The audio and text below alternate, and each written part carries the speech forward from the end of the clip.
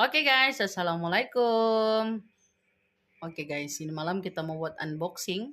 Oke, kita mau rasa ada viral di TikTok. Jadi kita mau coba guys, sama ada sedap kah tidak. Oke, sahabat onlineku mesti tahu nih. Oke, candy.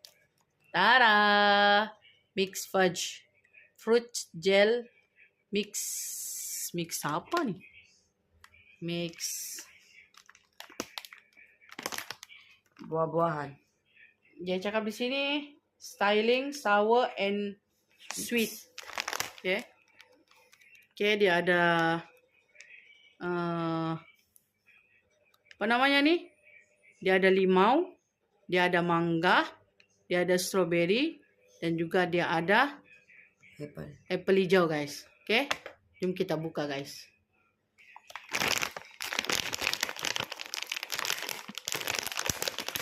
Oke, kita sudah buka guys. Sekarang jom kita try guys. Jom kita try. Oke. Ini dipegang nih guys. Orange. Oke, dengan nih hijau.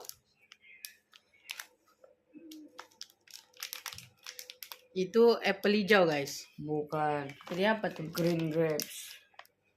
Grapes? Oh. Apa tuh?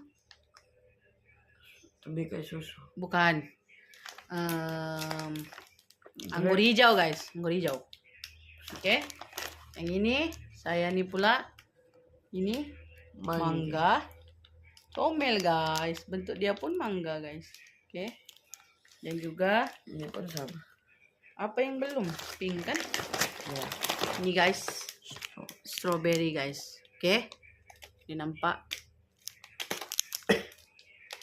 Oke, jom kita buka. Kita try guys.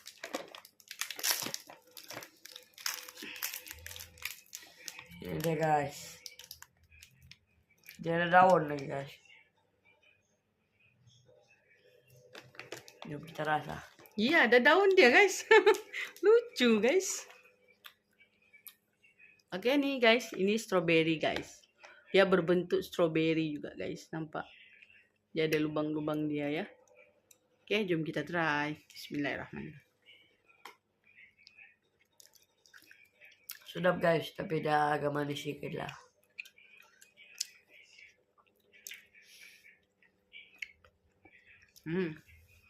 Di luar dia ada gula-gula guys. Bukan ada gula-gula, dia gula. Disalut dengan gula. Dalam dia jelly.